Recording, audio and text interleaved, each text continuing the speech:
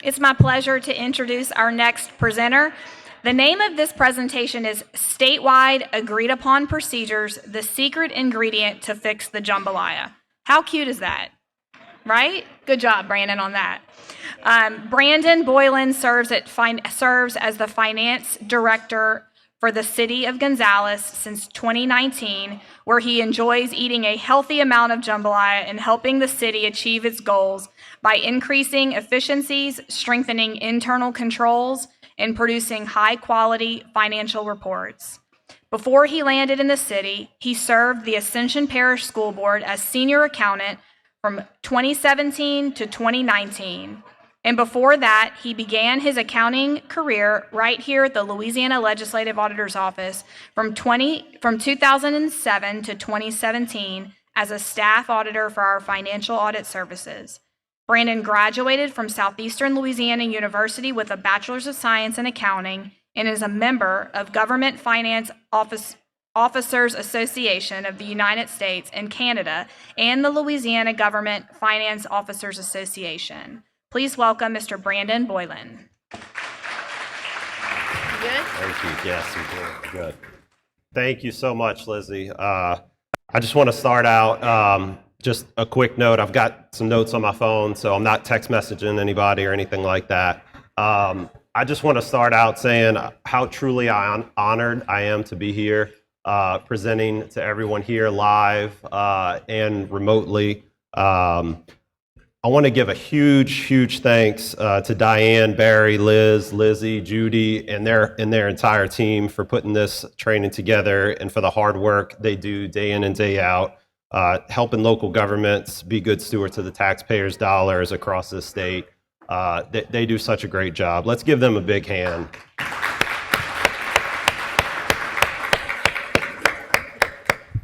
All right.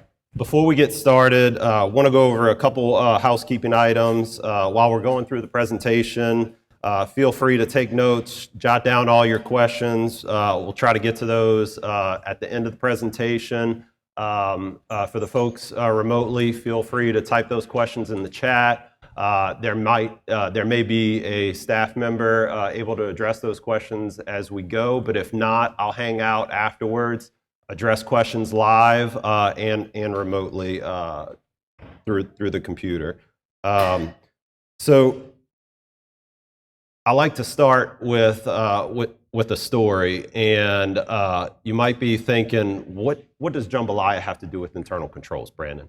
And so how I came up with this methodology or analogy is, so I was at a collision repair shop, and I was just talking with someone in the collision. We won't talk about the collision, but so as it goes, we're just talking about life, and somehow we get on the topic of what I do for a living, and so I'm telling her my whole life story. Like, yeah. Worked for the Louisiana Legislative Auditor for 10 years. It was great. I got to audit 16 different government agencies, and that was really cool. And then I went to the school board for 2 years, and now I'm with the city. And one of her questions was, well, what's the difference between accounting and auditing? And I really like analogies. So I'm brainstorming, like, okay, I could go Star Wars with like the dark side and the light side, and depending on who you ask, you might get a different story or different side. But then I thought I really like the how the sausage is made analogy, and I'm like, well, I'm in Gonzales, so let me use jambalaya.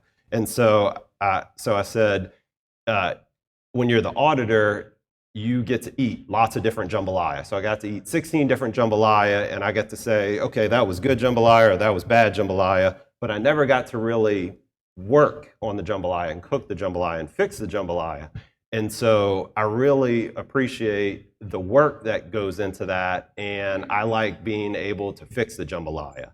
And so that happened a little bit before Diane had asked me to present, but I just kind of had that in the back of my mind.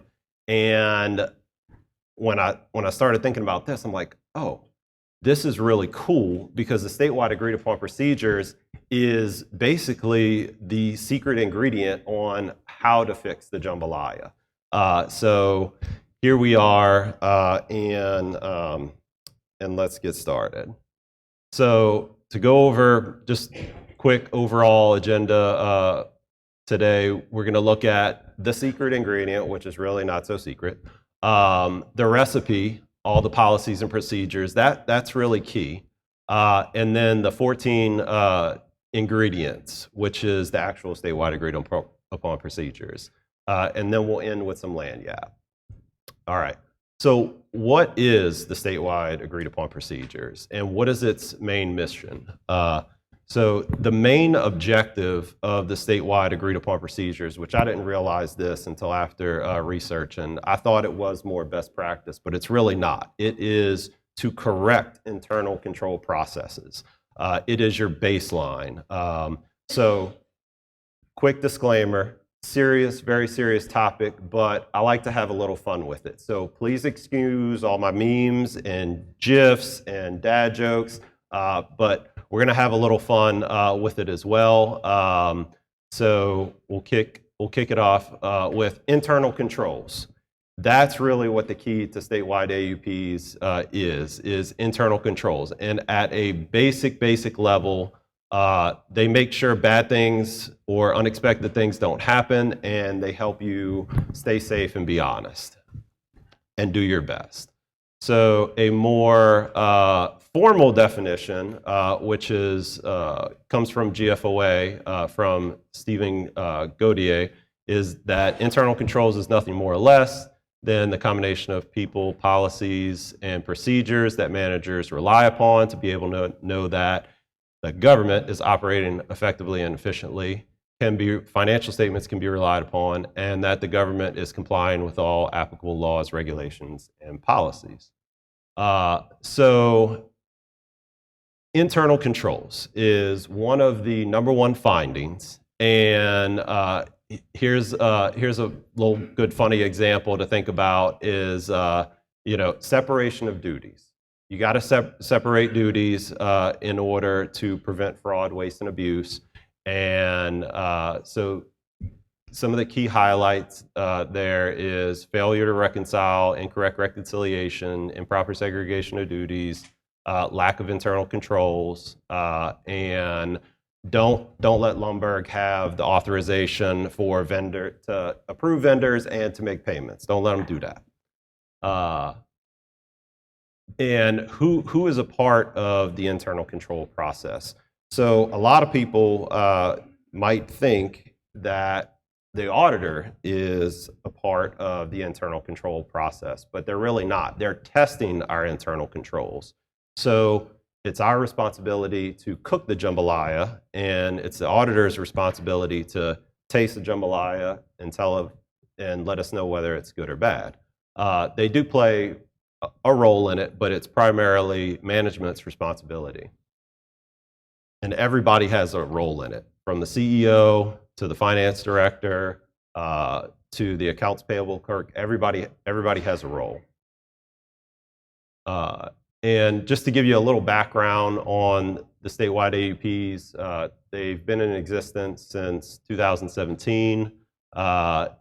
If you have over at least $500,000 in revenues, local government, you fall under the statewide AUPs. The legislative order actually has other agreed upon procedures for other government agencies, not just local government agencies, but those fall under slightly different rules. So if you're not local government, which everybody should be here, then you can go find those agreed upon procedures on their website. So you may notice, if you've been to a CLGE, the Center for Local Government Excellence class before, some of these slides may look familiar, and I gotta confess, I borrowed a lot of those from Diane and Barry, so thank you, Diane and Barry. They did a great job. But that is also a great lesson, is that you don't have to recreate the wheel. There's a lot of great resources out there.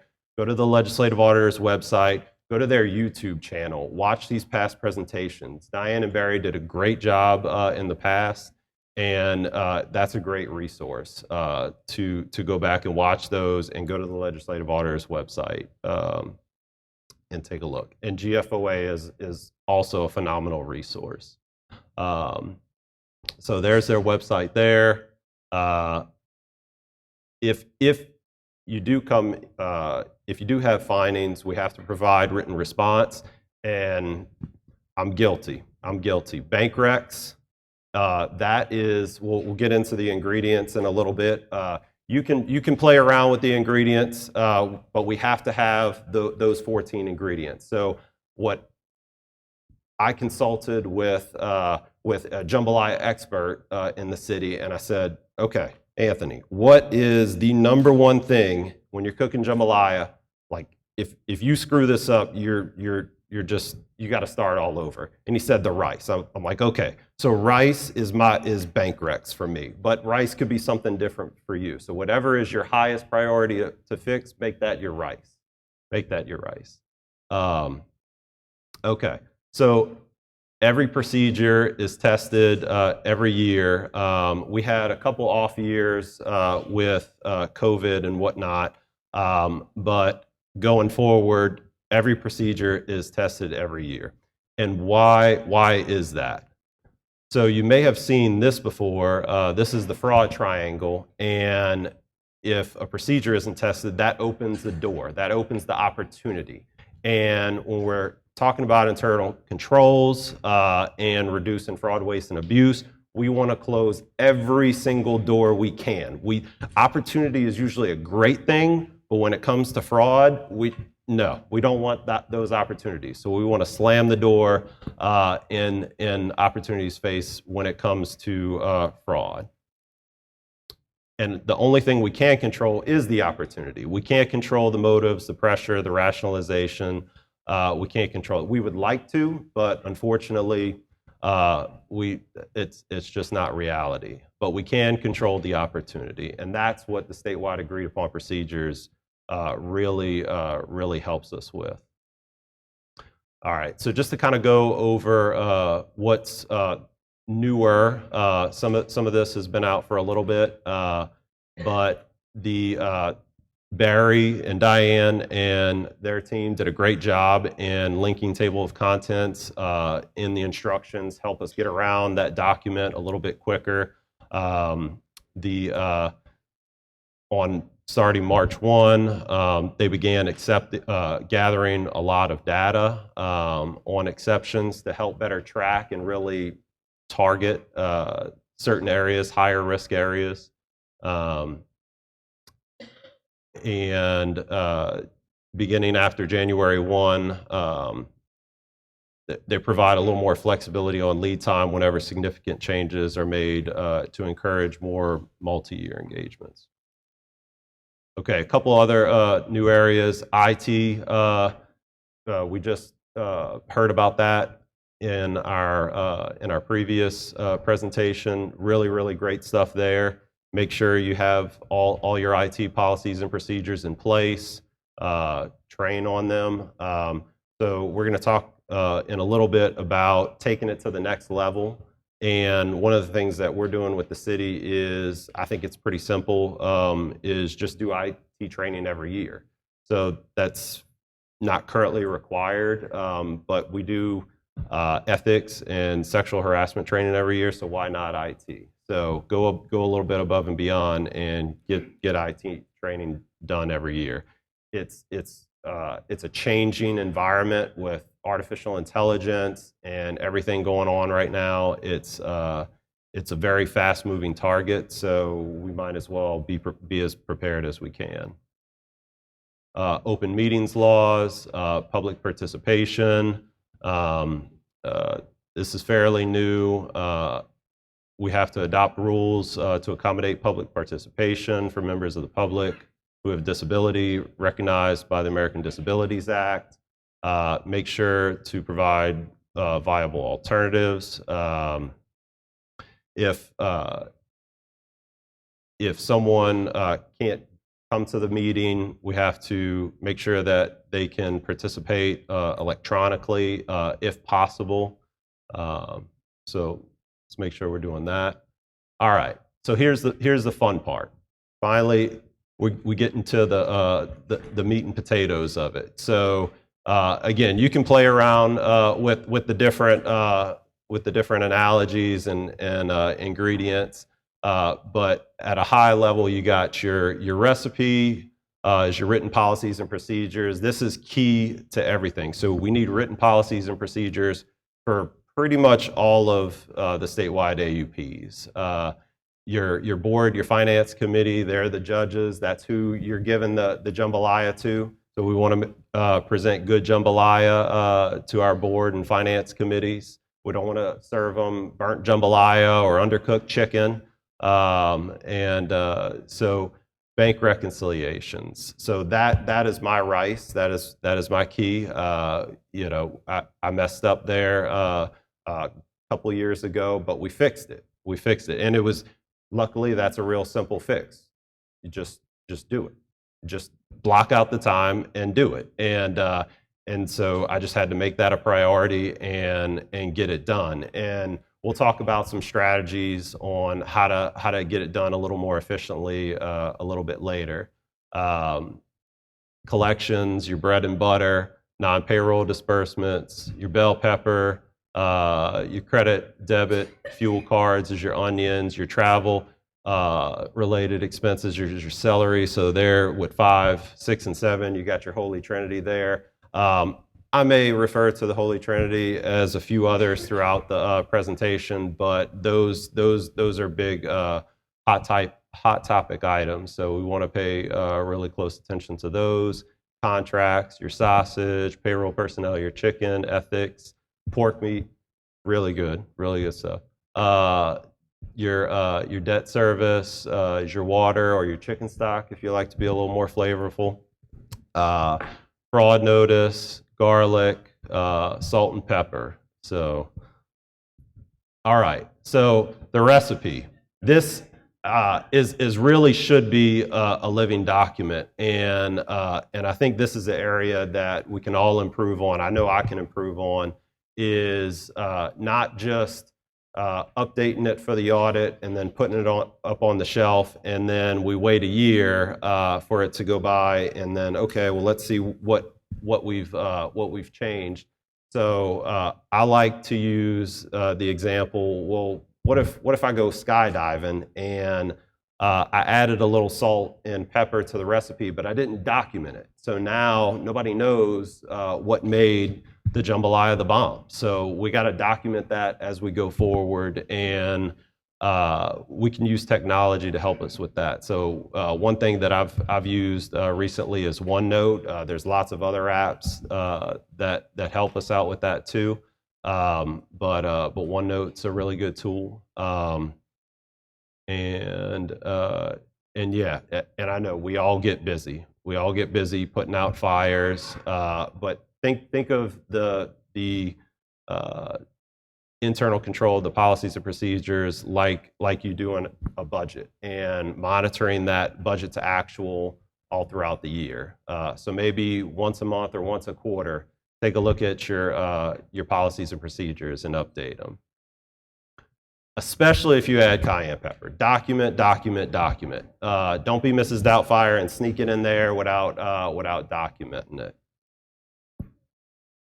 All right, so here we got the Holy Trinity, the onion, bell pepper, and celery. There as 1, 2, and 3.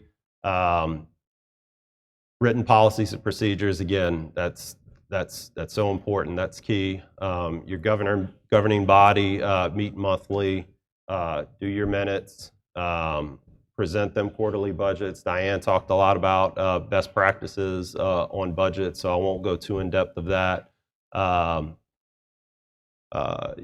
Bank reconciliations. Got to do your bank reconciliations, and Diane touched on that as well. Right now, the standard is or the rule is 2 months, but really we should get it done before then. Try to aim by the end of the month, and we have a goal of getting it done by the 3rd Monday, because we present the finances to the council the 4th Monday. Most of the time we hit that mark. Sometimes we fall a little bit behind, but we really got to strive to hit that mark. All right, so a couple details on Board and Finance Committee. Make sure the quorum is met. Management should provide the board with monthly budget to actuals, general fund every month, proprietary funds, your utility funds, your internal service funds once a quarter. We do it every month. It's really not that bad for us. So we just do it every month. Semi-annual budget to actual comparison at a minimum on all special revenue funds. If the general fund has negative ending fund balance in the prior year, there should be a formal plan to eliminate negative balance. And at the end of each meeting, the board should receive written updates on the progress in resolving those audit findings in accordance to management's corrective action plan. That was not fun doing that for a year. I just got to say that was not fun. We fixed it really, really quickly, but you don't want to have to do that. So do your best to have all the statewide AUPs, but it'll be okay. It's not the end of the world. We fix it and we move on. So couple is on the why the Board and Finance Committee AUP is so important. The board's oversight role includes setting policies, making decisions. It's important that the board receive accurate and timely information in order to make informed decisions. Bank recs. All right, here's the rice. Whoop, here's the rice. Every bank account, try to eliminate those as much as you can. Not have too many bank accounts. The less bank accounts you have, the less bank reconciliations you got to do. Within 2 months, bank statement reconciliations should include written evidence of management reviewed. So how we do it, the preparer signs it, date it, and the reviewer signs and date it. Keep it simple. And you don't want outstanding reconciling items more than 12 months. So at the 6-month mark is where we start researching old outstanding items, and that's really what you want to do. You don't want those old outstanding items because it gets harder and harder to track down if you go beyond that. So why are bank reconciliations so important? Revised statutes limits the entity's time to examine the bank statements to 30 days. So we really want to hit that mark. Uniform Unclaimed Property Act requires holders to transfer unclaimed property. So that's sending all outstanding, old outstanding checks to the state treasurer after they hit that 1-year mark. And some tips to resolve bank reconciliation exceptions. Schedule bank reconciliations on your calendar by the 5th of each month. That's a really good goal. And I completely understand. It's tough. It can be tough to do that, but that's a really good practice to get into. I would highly recommend doing it at least 1 week before your financial statements go to your council and board, so you can reconcile any differences that you have there. Technology is your friend here. So we don't upload the whole bank statement into our software, but we do upload all the cleared checks into our software, and that's a huge help. Document who prepared, who reviewed it, work to resolve outstanding items every month. And this is where we want to one-up the statewide agreed upon procedure. So instead of being the world's greatest chef, you could be like Penelope the one-upper and be the universe's greatest chef. So yeah, The other meme there is I'm a big fan of The Office and the movie Office Space. So the flare is the minimum pieces of item if you work at Chosky's that you have to have. So you want to go beyond the bare minimum and really take it to the next level. So taking it to the next level, close inactive bank accounts, reconcile it in the software, before the monthly financial statements. We kind of touched on some of those items. Start researching old outstanding items, a 4-month-old before they're 6 months old. So don't wait till they hit 6 months old. Pay vendors electronically, use positive pay service. Positive pay is huge, and I have a really, really good example of positive pay in action that I'll share in a bit. But what positive pay is you send the bank a list of all your checks, the amounts, who the check is going to, so they have all the information. If a check tries to cash that's not on your list, the bank catches it. That is huge. Highly, highly recommend it. Collateralization report. Make sure you have those. Diane touched on that a little bit earlier. Or no, I'm sorry. I'm listening to the prior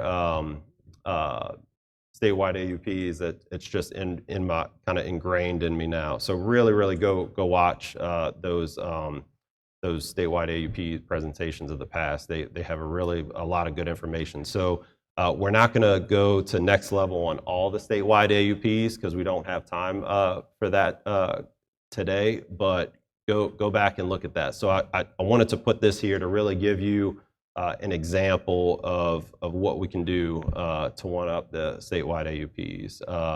But collateralization report, that's really key.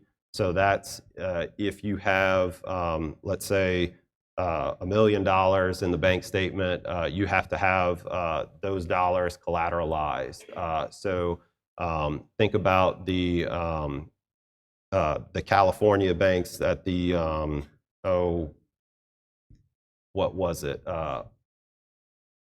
Silicon Valley. Thank you. The Silicon Valley Bank. So collateralization reports protect you from situations like that, so that the banks have to have collateralized items either through bonds or assets that secure your dollars in the bank. So if the bank goes down, they go out and sell those assets and you get your money. Okay, so here's a good example of positive pay in action. So this is a copy. And some of the information is redacted, of course, but that is a real check number, not a real name or not an authorized name and not an authorized amount. But the bank immediately called me, emailed me, and said, "Hey, this looks weird. It's not on the positive pay. We suspect fraud. Do you confirm?" I said, "Yep, that's fraud. That's fraud." Quickly looked it up in my accounting software, and that was not legit. Real check number, but not real payee information. So make sure you have positive pay. That's really, really key. Collections. Make sure, again, written policies and procedures is key. Receiving, recording deposits. A lot of this can really be solved with software. Use software as your friend here. Receipts pre-numbered, software reports. Make sure your receipts match up with the reports to the deposit slip, to your bank statement. Make sure all that ties. We do that when we're reconciling the bank, and we do it every day before we take the deposit to the bank. We reconcile those steps, and then for the bank rec, we reconcile those deposits back to the bank statement. So that's key. Non-payroll, proper segregation of duties here is absolutely key. Don't let Lumberg update the vendor file and cut the checks. We can't let them do that. So good supporting documentation on itemized invoices. Have the supervisor or the person closest to that work sign off on the invoice, showing that they received those goods and services. No payments, no checks are cut until that supervisor says, yes, I received that good or service, and then it gets sent over to AP. And then it goes to your check signers to sign. Don't let your check signers sign the invoice. That is not proper internal controls. All right, travel and travel related expenses. So here's another quick fix, but we got hit on this as well on the statewide AUP. So again, I'm not perfect.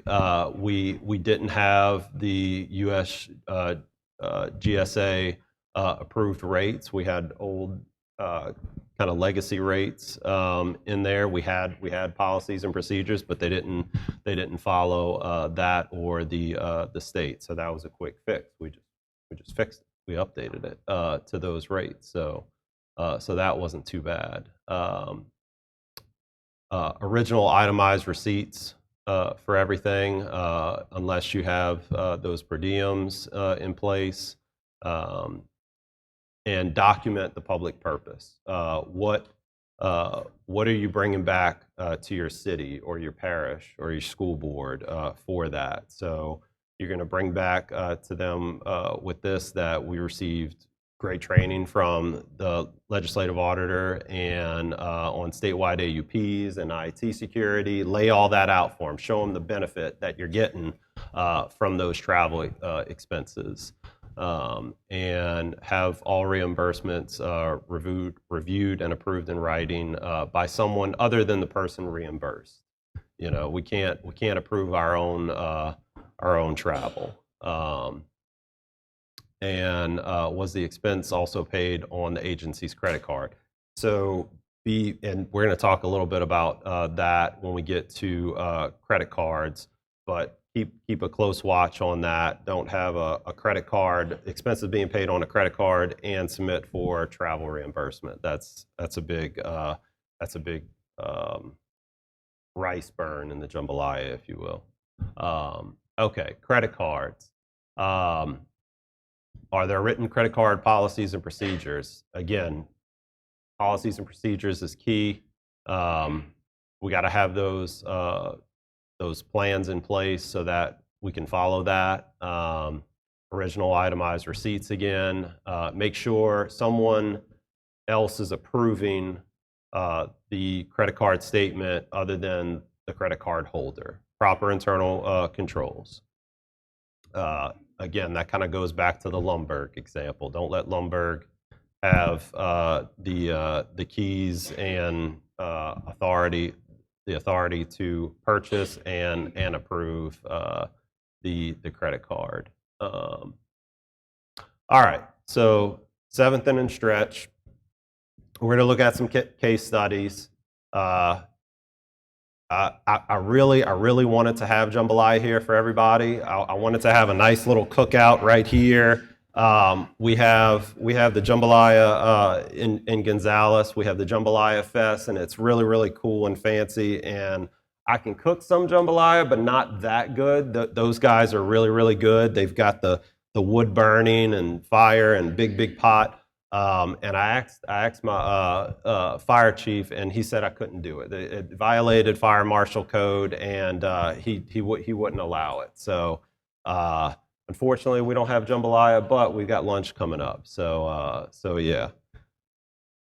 All right. So we've got the Seinfeld gif of ordering. So that's like everybody going out and saying, "Hey, I want some good financial reports. I want good internal controls." And then this is the sign saying, "No, you can't have good jambalaya because we've got some bad actors."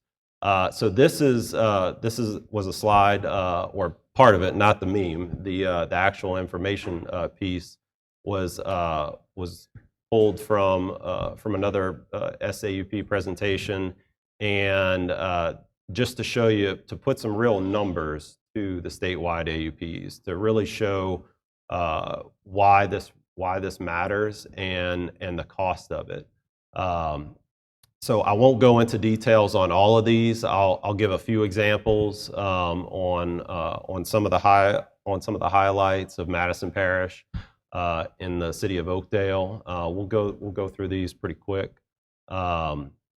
Okay, and so what you'll see in a lot of these cases, whether it be local or national news, is when they're interviewing the CEO or the mayor, you'll hear often a common theme is trust, and trust is great, but in internal controls, we had a saying in the legislative order, probably still has this saying is trust but verify. In God we trust, and all others we audit. And the third one, I was at a GFOA winter workshop, and the presenter, it wasn't exactly that quote, but I kind of tweaked it. But I really like that. We trust you, but it's our responsibilities as trustees of taxpayers' funds that it requires us to not just take your word for it. We have to verify. It's not personal, and so when you hear that these news articles and it just think of that meme and those quotes when we're coming up. So Madison Parish Hospital, big fraud here. 283,000 in fraudulent billings from a fraudulent vendor. 749,000 from insurance agents. Not good. Really bad. Really bad jambalaya. This is like the worst. You don't want to have this. This is like overcooked rice and undercooked chicken. Like this is not good stuff. So we'll go through this pretty quick. 335,000 in improperly used public funds for health and life insurance benefits. 400,000 in public funds for not public purpose. I mean, just completely unacceptable. So lack of controls around credit cards. 69,000 over 3.5 years. Really bad stuff. City of Oakdale. City clerk, over 7 years, got away with close to $1 million. I'm not sure what the exact number is, but really bad stuff. And on the surface, controls didn't seem too bad. We had an accounts payable clerk, signed, made sure everything was signed. But the issue here was that the mayor approved the invoice and signed the check. So we just talked about a second ago, we want the supervisor to sign off on those invoices to make sure that we receive those goods and services. We don't want the check signer to also sign the invoice. So at the city of Oakdale, Lisa backed up the AP clerk. So another common theme you'll hear is, well, this person is such a good worker, such a hard worker, first person to come in the door, last person to leave, never goes on vacation. Those are all red flags, especially never goes on vacation. So we all got to take vacation sometime, and so yeah, it's not good jambalaya here. Inaccurately, so there was warning signs, findings prior to this, inaccurately prepared bank reconciliations. You don't want that. So even though it might start out that way, it's okay. Well, You're behind on your bank recs or they're inaccurately prepared. So yeah, we're going to fix that. If you don't take it seriously, this is what can happen. So take it seriously. The little findings become the big findings. Address it early as possible before it becomes something bigger. Okay, All the Queen's Horses. If you haven't heard of All the Queen's Horses, I highly, highly recommend go watch that documentation. One of the biggest frauds, municipal frauds in our country's history, or at least that I know of, $53 million over 20 years. Absolutely incredible. It's all kind of crazy stuff. Horses, farms, you name it. Really, really go watch that documentary on that, and watch some of those articles on some of those other frauds that we talked about earlier. Just Google City of Oakdale and watch some of those articles, and you'll start to hear those themes. So in that in All the Queen's Horses, lack of segregation of duties is really what it came down to. Lack of segregation of duties and internal controls, just really, really bad jambalaya. Really bad. Okay, contracts. We got to follow the rules for contracts. Policies and procedures are key here as well. Got to follow public bid law and where the contracts approved properly. You don't want to be in a situation where you hired somebody, let's say, to cut the grass, and you don't have a contract and it doesn't fully lay it all out there. You want to know what the area they're responsible for, and how much they're getting paid per lot, so that when we do get the invoices in, we can compare that back to the contract to make sure the work is being done properly and in accordance with the contract. So here's, going into a little more depth of why contracts, kind of like what we just said, contracts make it clear that each party is responsible for. Legal review, have your city attorney or legal team review all contracts, make sure everything is up to par, and adhere to your own policies and procedures. Payroll. Okay, so payroll is, okay. So we'll go through this pretty quick. Payroll is one of the biggest expenses in a government entity. So I've got a good number of slides here.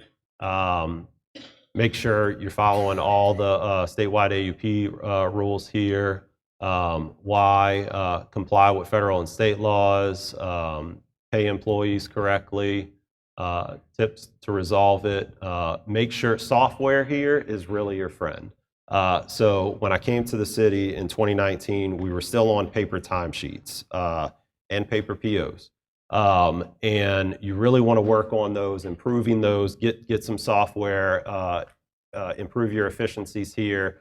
Because I got another confession, we still don't have the GFOA and ACFA award, and that's one of my big goals. But I had to get through some of these efficiency improvements first in order to get there. So we got some efficiencies in place, and now we're going after those awards.